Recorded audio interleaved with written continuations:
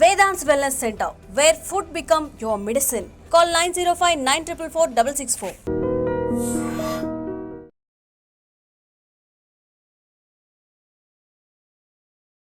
నమస్కారం, welcome to I dream. ధర్మ మార్గం విత్ విజిత కార్యక్రమానికి స్వాగతం.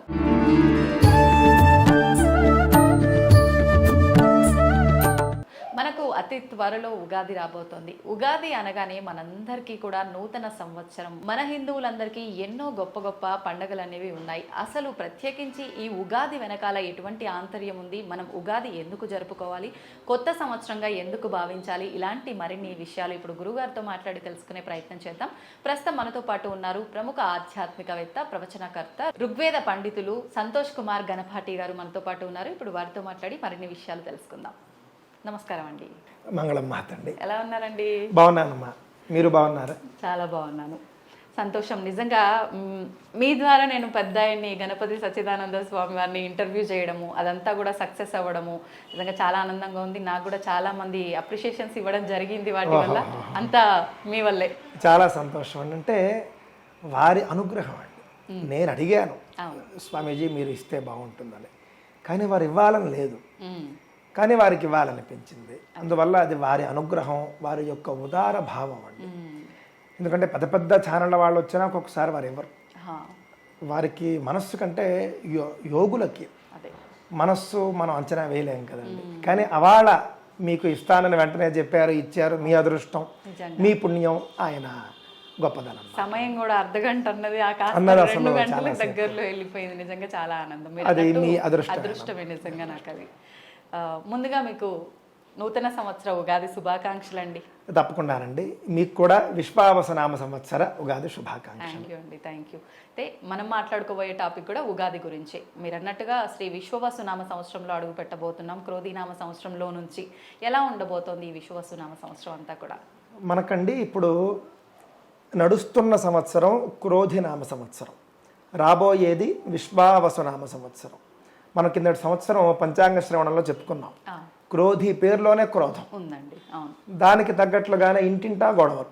అప్పుడు మనం పంచాంగ శ్రవణంలో చెప్పామండి, భార్యాభర్తల మధ్య గొడవ, తల్లి తండ్రుల మధ్య గొడవ, తల్లి బిడ్డల మధ్య గొడవ, అన్నదమ్ముల మధ్య గొడవ, అన్ని చోట్ల కూడా క్రోధాలు, పగలు, ప్రతీకారాలు, అనవసర వాగ్వాదాలు ఇవన్నీ ఉంటాయి, అపార్థాలు ఇవన్నీ ఉంటాయి అని మనం చెప్పుకున్నాం.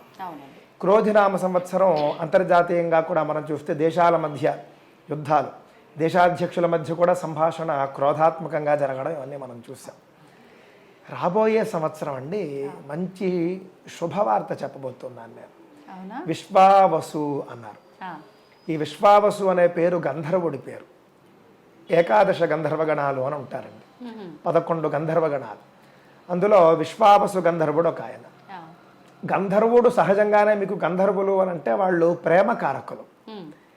విశ్వావసు గంధర్వుడు మరొక ప్రతీక ఏమిటంటే, మీకు ఇందాకే చెప్పాను, మొన్ననే పెళ్లి చేసుకున్నారు అని చెప్పేసి. నూతన దంపతులు ఎవరైతే ఉంటారో వివాహ మండపంలో ఈ విశ్వావసు గంధర్వుడిని ఆవాహన చేస్తారు. ఎవరి పెళ్ళైనా సరే ఆవాహన చేసి పూజ చేస్తారు. ఎందుకు?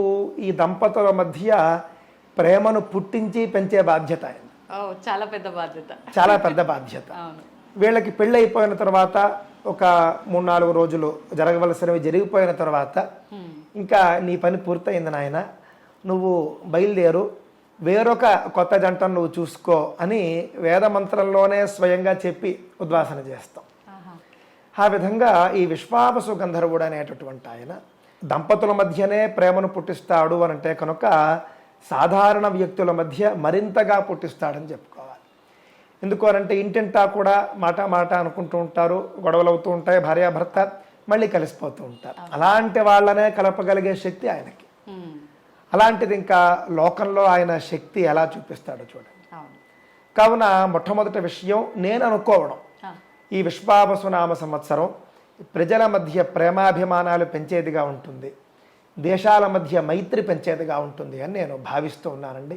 ఆ విధంగా విశ్వావసు సంవత్సరం అనేది శుభప్రదంగా మనకు అనిపిస్తూ ఉన్నది. అంతేకాదు విశ్వావసు అనే పేరు విష్ణు దేవతా వాచకం. దేవతల్లో ఏ విధంగా అయితే పరమశివుడు మంగళప్రదుడో అదేవిధంగా మహావిష్ణువు మంగళప్రదుడు. శుభకారకుడు, శుభాలను ఇస్తాడు ఆయన. ఆయన పేరు ఈ యొక్క సంవత్సరానికి ఉంది నేరుగా. కావున మహావిష్ణు నామవాచకమైనటువంటి సంవత్సరం పేరు ఈ యొక్క సంవత్సరానికి ఉన్నది.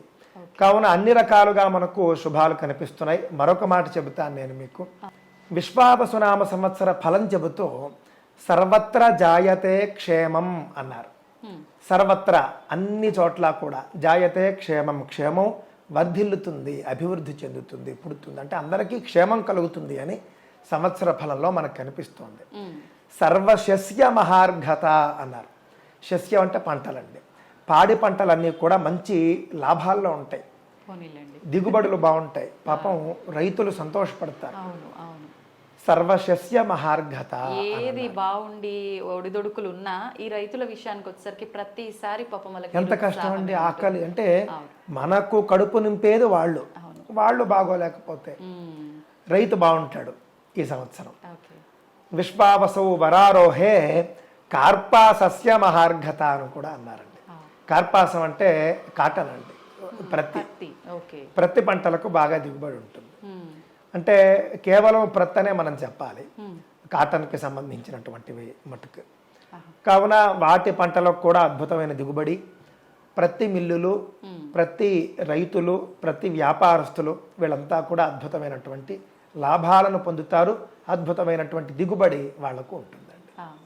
నిజంగా ప్రతి ఒక్కరికి అంటారు కదా, నోరు తీపి చేసినట్టుగా చాలా మంచి విషయం చెప్పారండి. మామూలుగా మనకు కరోనా తర్వాత నుంచి కూడా ఈ గడిచిన 4-5 సంవత్సరాలు ప్రతి ఒక్కరం కూడా ఇబ్బంది పడుతూనే ఉన్నాం ఏదో ఒక రకంగా. అది మన వ్యక్తిగతంగా కానీ సమాజ పరంగా చూసుకున్నా కూడా ఇప్పుడు రాబోయే కాలం అంటే ఈ రాబోయే సంవత్సరం ఇంత బాగుంది అంటే ప్రతి ఒక్కరికి ఇది నిజంగా మంచి శుభవార్త. తప్పకుండానండి.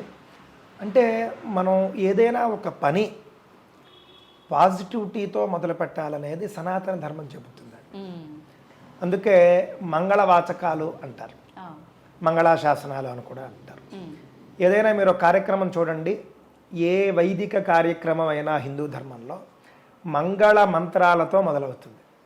స్వస్తి అంటారు చూసారా, స్వస్తి అంటే పాజిటివిటీ, సు అస్తి అని అర్థం అన్నమాట. అంటే అంతా బాగుంది అని అర్థం. అంటే ఆ విధంగా పాజిటివిటీతో ఏదైనా మొదలు పెట్టడం, సానుకూలతతో, సానుకూల దృక్పథంతో ఏదైనా మొదలు పెట్టడం అనేది సనాతన ధర్మంలో సాంప్రదాయం. ఆ విధంగా ఏ కార్యక్రమం అయినా సనాతన ధర్మంలో సానుకూల దృక్పథంతో మొదలు పెట్టడం అనేది మన ఆచారం అండి, వైదిక ఆచారం. ఇది కూడా అదే విధంగా ఉండాలనే అభిప్రాయంతో కొత్త సంవత్సరాన్ని మనం పూర్తిగా సానుకూలమైనటువంటి హృదయంతో మొదలు పెట్టాలి అని చెబుతున్నాను. అసలు అంటే మన హిందువులందరికీ కూడా ఉన్న ప్రతి పండగ కూడా దేనికది చాలా ప్రత్యేకమైనది, చాలా పవిత్రమైనది. ప్రతి దాని వెనకాల ఒక రీజన్ అనేది దాగి ఉంది. నిజంగా ఏదో ఒక ఆంతర్యం, దానివల్లే మనం ఇది జరుపుకుంటున్నామని. ఇప్పుడు ఎగ్జాంపుల్కి తీసుకుంటే ఉగాది అయినా దసరా అయినా కూడా దానికి ఒక రీజన్ ఉంది. దాని తర్వాత వచ్చిన ఫలితాన్ని బట్టి మనం చేసుకున్నాం. అసలు ఉగాది ఎందుకు జరుపుకుంటున్నామండి? ఉగాది నాడు అంటే ఉగాది అని మనం అంటామండి. యుగాది అనేది సాంస్కృతిక నామం. అంటే యుగానికి ఆది అని, కలియుగం ఈరోజు ప్రారంభమైంది అని చెబుతారు. ఇంకా ముఖ్యమైనటువంటి అంశం ఏమిటంటే బ్రహ్మదేవుడు ఈ యొక్క కల్పారంభంలో సృష్టి ప్రారంభించింది చైత్ర శుద్ధ పాడ్యమి నాడు అని శాస్త్రాలు చెబుతున్నాయి. ఇప్పుడు మనం శ్వేతవరాహ కల్పంలో ఉన్నామండి. ప్రతి కల్పంలోనూ కూడా సృష్టి మళ్ళీ పునఃప్రారంభిస్తారు. కల్పాంతమునందు అంతా నశిస్తుంది, మళ్ళీ కల్పాది యందు మళ్ళీ అంతా కూడా ప్రారంభమవుతుంది. కల్పం అంటే ఎంతకాలం అండి? ఉదాహరణకు మనం చూసుకున్నాం అనుకోండి, ఒక సంవత్సరంతో మొదలుపెట్టి మనం కల్పం దాకా వెళ్ళాము అంటే దాదాపుగా కొన్ని 100 కోట్ల సంవత్సరాలు కల్పం అనేటటువంటిది వస్తుందండి. 432 కోట్ల సంవత్సరాలు అనుకుంటున్నాను. ఆ విధంగా ఒక కల్పం, ఆ కల్పం ఆది మరియు అంతము ఉంటాయి. దానికి మొత్తం సృష్టి నశించడము, మొత్తం సృష్టి ప్రారంభం అవ్వడం అనేది కల్పంలో జరుగుతుంది. ఆ విధంగా ఇప్పుడు నడుస్తూ ఉన్నటువంటి ఏదైతే శ్వేతవరాహ కల్పం ఉందో, ఈ శ్వేతవరాహ కల్పం ఆది అంటే ఈ శ్వేతవరాహ కల్పాన్ని, ఈ శ్వేతవరాహ కల్పంలో సృష్టి ప్రారంభించింది బ్రహ్మదేవుడు చైత్ర శుద్ధ పాడ్యమి నాడు. అందువల్ల మనం ఈ రోజున పండుగ చేసుకుంటాం. మనకు సంవత్సరం కూడా ప్రారంభమైందండి. దీనినే ఉగాది అని కూడా అంటారు. ఉగము అని అంటేనండి నక్షత్రం. ఉగాది అని అంటే తప్పని కాదు, యుగాది అని మనం అంటాము, యుగానికి ఆది అని చెప్పేసి. ఎందుకంటే కల్పాది అంటే ఎలాగో అది ఖచ్చితంగా యుగాది కూడా అవుతుంది. ఉగాది అనే పదం కూడా సిద్ధిస్తుందండి. ఉగము అంటే నక్షత్రం, నేను ఇందాక చెప్పినట్లుగా. చాంద్రమానం అనేటటువంటిది నక్షత్రాల ఆధారంగా ఉంటుంది. మీకు తెలుసు, చిత్రా నక్షత్రంలో చంద్రుడు ఏ పౌర్ణమి నాడు ఉంటాడో అది చైత్రమాసం. విశాఖ నక్షత్రంలో పౌర్ణమి నాడు చంద్రుడు ఎప్పుడైతే ఉంటాడో అది వైశాఖ మాసం. ఈ విధంగా మనం చూసుకున్నప్పుడు సంవత్సరంలో చంద్రుడు పౌర్ణమి నాడు చిత్రా నక్షత్రంలో ఉండడంతో ప్రారంభమవుతోంది. కాబట్టి ఉగాది అని కూడా మనకు చైత్రమాసం అంటే చిత్రా నక్షత్ర వాచకమైనటువంటి మాసం ప్రారంభం. ఆ విధంగా ఉగాది కూడా సిద్ధిస్తూ ఉన్నదండి. ఈ యొక్క పండుగ మనం చేసుకోవడం కారణం మాత్రం ఇది, బ్రహ్మదేవుడు సృష్టి ప్రారంభించిన రోజు. ఏం చేయాలండి ఆ రోజున మనందరం కూడా? అసలు ఎటువంటి విధానాన్ని ఆచరించాలి? చక్కగా రండి, మన సనాతన ధర్మంలో ఏ పండుగ అయినా కూడా మంచి శాస్త్రీయమైనటువంటి పద్ధతులు చెబుతాయి. తైతక్కల అడ్డాలు, తాగడాలు, తందనాల అడ్డాలు, ఏమండి రోడ్డు మీద పడిపోవడాలు, అర్ధరాత్రి వెళ్ళి మిత్రులో బంధువులో లేపుకుని తీసుకురావడాలు, ఇవేమీ ఉండవు. ప్రతి అంశము కూడా అద్భుతంగా ఉంటుంది. మొట్టమొదట చెబుతున్నారు బ్రాహ్మే ముహూర్తే ఉత్థాయ అన్నారు. బ్రాహ్మీ ముహూర్తంలో నిద్ర లేవమన్నారు. బ్రాహ్మీ ముహూర్తం అంటే ఏమిటి? సూర్యోదయానికంటే 48 నిమిషాల పూర్వకాలం. 6 గంటలకు సూర్యోదయం అనుకోండి, 5:20కి ముందండి, 5:12, 5 గంటల 12 నిమిషాల కంటే ముందు బ్రాహ్మీ ముహూర్తం. అంటే దాదాపుగా 4:20 నుండి 5:12 వరకు బ్రాహ్మీ ముహూర్తంలో నిద్ర లేవాలి. లేచిన తర్వాత దంతధావనం చేయమన్నారు. ఇదేమిటండి, పళ్ళు తోకోమని కూడా శాస్త్రం చెబుతుందా అని అంటే కనుక చెప్పలేదు అనుకోండి, చెప్పలేదు కాబట్టి మానేస్తా. ఇది ఎందుకని అన్నీ చెబుతుంది అన్నమాట, శాస్త్రం అన్నీ చెబుతుంది. చెప్పకపోతే మానేస్తారనే ఉద్దేశంతో కావున దంతధావన పూర్వకం అన్నారు. ఆ తర్వాత కాలకృత్యములు తీర్చుకోవడం, అదే మన మలమూత్ర విసర్జనలు అన్నీ కూడా కాలకృత్యాలు తీర్చుకోవడం. ఆ తర్వాత ఒళ్ళంతా కూడా నువ్వుల నూనెతో మర్దన చేసుకుని నలుగు పిండితో చక్కగా అభ్యంగ స్నానం చేయమని చెప్పారు. ఈ అభ్యంగ స్నానం అంటే ఏమిటంటే, నా అభిప్రాయం ప్రకారం అంటే బాగా స్నానం చేయడం ఇంకేం కాదు. ఇప్పుడు ఉదాహరణకి మామూలుగా మీరు 4 చెంబులు నీళ్లు పోసుకుని వచ్చారనుకోండి, మామూలు స్నానం. అలా కాకుండా చక్కగా మీరు మంచి మైసూర్ శాండల్ సబ్బుతో మీరు స్నానం చేశారనుకోండి, మైసూర్ శాండల్లో కూడా ఒక పెద్ద సబ్బు ఉంటుంది అన్నమాట అండి, ప్రీమియర్ సోప్ అంటారు. అలాంటి దాంతో స్నానం చేస్తే అది ఒక స్పెషల్ బాత్ లాంటిది. ఆ విధంగా అభ్యంగ స్నానం అంటే నువ్వుల నూనెతో ఒళ్ళంతా మర్దన చేసుకుని చక్కగాను, ఆ తరువాత మంచి సున్ని పిండితో ఒళ్ళంతా కూడా నలుగు పెట్టుకుని స్నానం చేయడం, వేడి నీటితో స్నానం చేయడం, ఇది చేయమన్నారు. ఆ తర్వాత కొత్త బట్టలు ధరించమన్నారు. ఉదయాన్నే అంటే స్నానం అవ్వగానే. అంటే చాలా మంది ఆలయానికి వెళ్ళేటప్పుడు మాత్రమే ఇంట్లో ఉన్నంతసేపు మామూలు లేదు, స్నానం అవ్వగానే కొత్త బట్టలు ధరించాలి. ఎందుకు కొత్త బట్టలు ధరించమంటున్నారో కూడా చెప్పాలి. కొత్త బట్ట అనేది శుభప్రదం, మంగళప్రదం. అందుకని కొత్త బట్ట ధరించమంటారు. అందుకే కొన్ని కార్యక్రమాలు ఉంటాయి సనాతన ధర్మంలో. అంటే ఎవరైనా మరణించినప్పుడు చేసేటటువంటి ఉత్తర క్రియలు, లేకపోతే ఆబ్దికాలు ఇవి ఉంటాయి చూసారా, అవి కొత్త బట్టలు ధరించి చేయకూడదు, చెయ్యరు. ఎందుకు అనంటే ఈ మంగళం అక్కడ కూడదు. కావున కొత్త బట్టలు మనం ధరించాము అనంటే శుభప్రదం. ఇందాక నేను చెప్పినట్లుగా పాజిటివిటీకి మొదటి మెట్టు. కావున అండి, కొత్త బట్టలు ధరించడం అనేటటువంటిది లగ్జరీ కాదు, మనకి శుభప్రదమైనటువంటి ఫలితాన్ని ఇస్తుంది. కొత్త బట్టలు ధరించాలి. ఆ తర్వాత ఏం చేయాలి? ఎవరి సాంప్రదాయాన్ని బట్టి వారు బొట్టు పెట్టుకోవడం ఉంటుంది. అడ్డబొట్టు పెట్టుకునేవారు, నిలువు బొట్టు పెట్టుకునేవారు, వాళ్ళ ఇళ్ల సాంప్రదాయాన్ని బట్టి ఆడవారు కుంకుమ పెట్టుకోవడం అన్నీ కూడా చేయాలండి. ఆ తర్వాత ఏం చేయమన్నారు? చాలా తక్కువ మంది చెబుతారండి. మన హిందువులు కూడా చేయడం మానేశారు, అసలు లోపించిపోయింది. కొత్త సంవత్సరం ప్రారంభమవుతోంది అని చెప్పేసి చాటి చెప్పుతూ సంబరంగా ఉత్సవంగా జెండా ఎగరవేయమని చెప్పారు. ధ్వజారోహణం ఉంటుంది, ఇంటింటి యందు కూడా జెండా ఎగరవేయాలి. మనం ఆగస్టు 15కి జెండా వందనం చేస్తాం, కానీ ఉగాది రోజున ఎవరు చేయరు. కానీ చక్కగా ఒక కాషాయ జెండా తెచ్చుకుని ఇంటి మీద కొత్త సంవత్సరం ప్రారంభమవుతోంది అని ఉగాది సందర్భంగా జెండాను ఎగురవేయాలి. ఇది కూడా ఉగాది నియమాల్లో ఒకటి. ఉగాది రోజు చేయవలసింది. ఆ తర్వాత ముఖ్యమైనది మనమంతా కూడా ఎంతో ఇష్టంగా చేసేది ఏమిటి అని అంటే ఉగాది పచ్చడి తినడం అనేది. ఉగాది పచ్చడిలో కూడా చాలా అంతరార్థం ఉంటుందండి. ముఖ్యంగా చెప్పింది వేప పువ్వు తినాలి అని చెప్పారు ఆ రోజున. వేప పువ్వు అనంటే కూడా వేప పువ్వులో కూడా మళ్ళీ అందులో ఇంకొక ఆదేశం ఉంది. పూర్తిగా విచ్చుకున్నటువంటిదని కాదు, వేప చిగురు తినమన్నారు. వేప చిగురు తినాలి. వేప చిగురు చేదుగా ఉంటుంది కావున అది ఒక్కటి తినలేరు. అది మాత్రమే కాదు, కొంతమంది శాస్త్రకారులు ఏం చేశారంటే వేప పువ్వుతో పాటు కొంత తీపి అవన్నీ కూడా జోడించుకోమని చెప్పారు.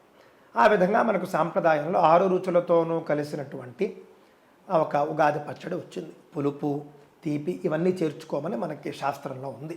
కానీ ముఖ్యంగా వేప పువ్వు తినడం. ఎందుకు వేప పువ్వు ఎందుకు తినాలి? మీ అందరికీ తెలుసు వేప పువ్వు అనేది యాంటీబయాటిక్గా మీకు బాగా పనిచేస్తుంది.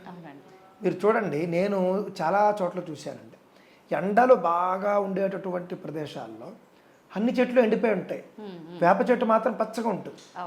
అంటే అంతటి వేడిని తట్టుకోగలిగే శక్తి వేపాకులకు ఉంటుంది. మీరు రాయలసీమ వెళ్ళండి, రాయలసీమ అటు సైడు ఎండలు విపరీతంగా ఉంటాయి. అక్కడ మనం ఒక్కసారి అలా చూసామనుకోండి, అన్ని చెట్లు ఎండిపోయి ఉంటాయి, వేప చెట్టు మాత్రం పచ్చగా ఉంటుంది. అంటే వేప చెట్టు ఎంత వేడినైనా తట్టుకుంటుంది.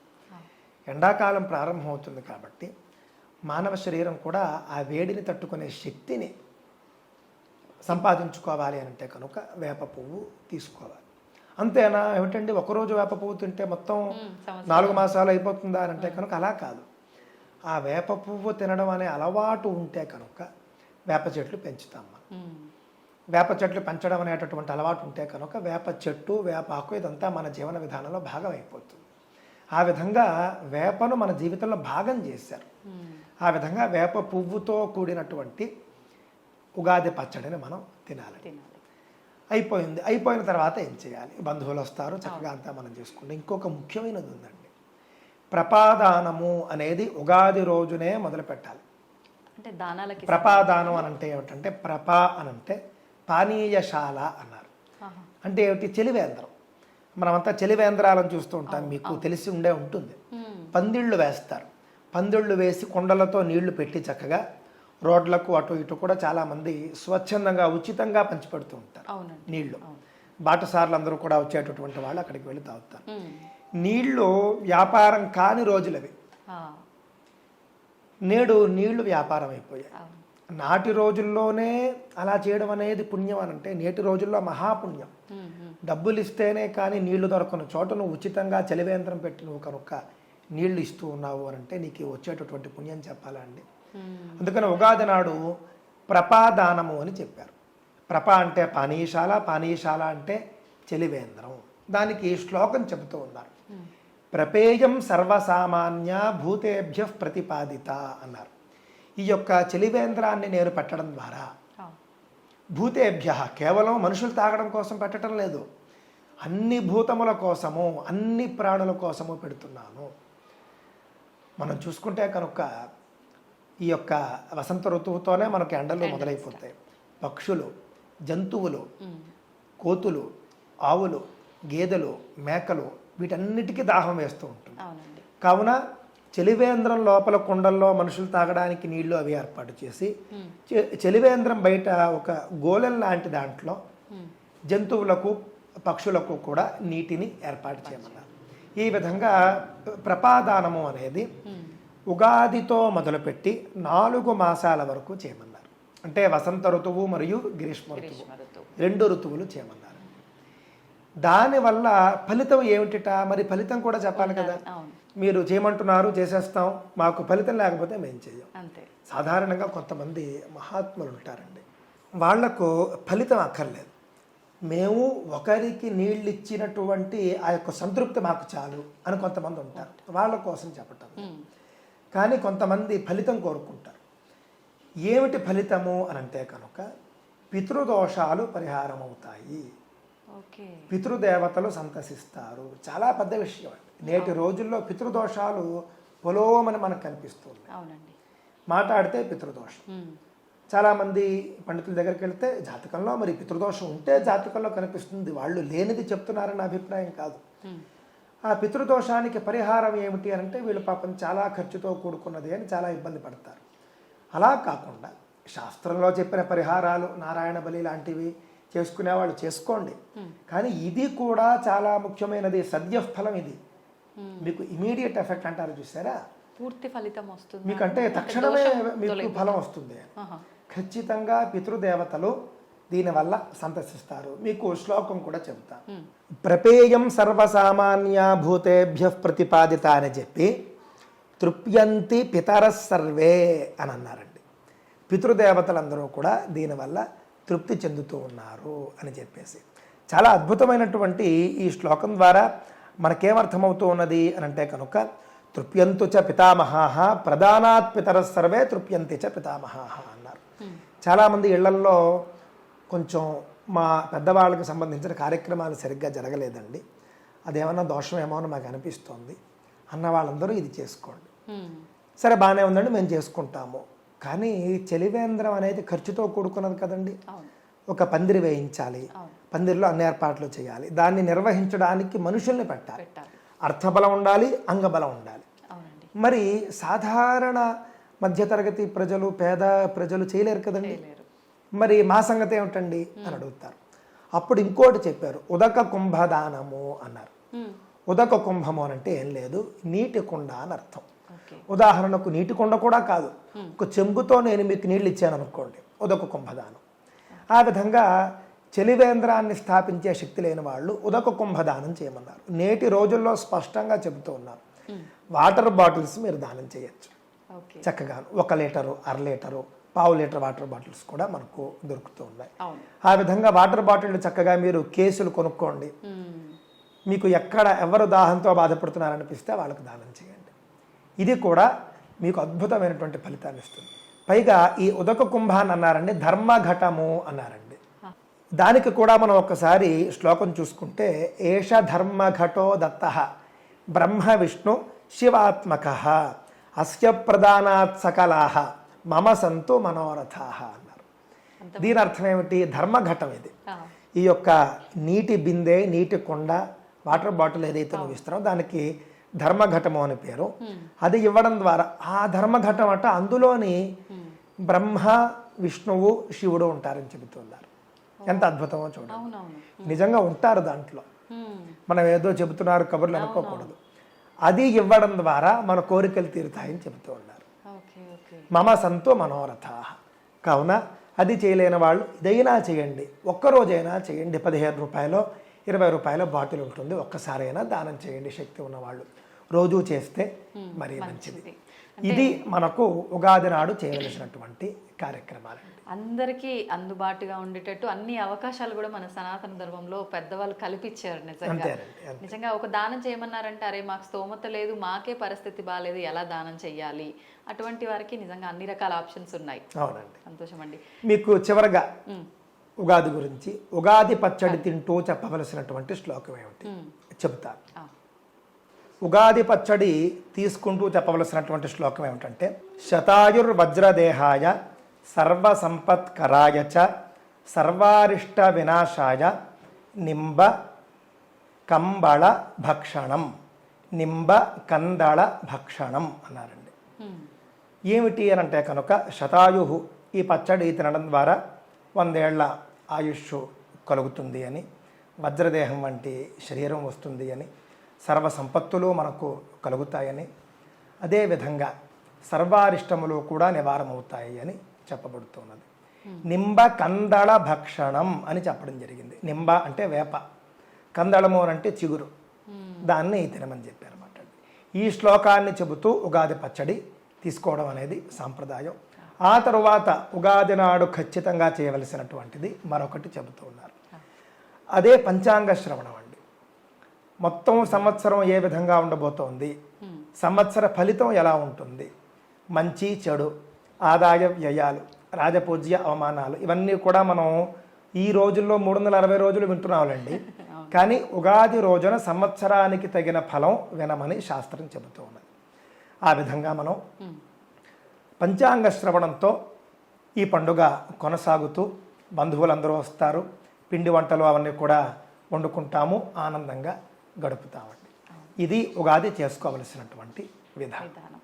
నిజంగా చాలా చక్కగా వివరించారండి. ప్రతి ఒక్క విషయం కూడా అంటే మన శాస్త్రాల్లో ఏముంది, పురాణాల్లో ఏముంది అనేది ఇప్పుడు మనందరం కూడా మిస్ అవుతున్నాం, దాన్ని వదిలేస్తున్నామనే చెప్పాలి. ఏదైనా పండగ అనంటే కొత్త బట్టలు వేసుకున్నామా, ఆలయానికి వెళ్ళొచ్చినామా, నచ్చింది వండుకొని తిన్నామా, ఇంతవరకే. కానీ ఆచరించాల్సిన విధి విధానాలు చాలా చక్కగా వివరించారు.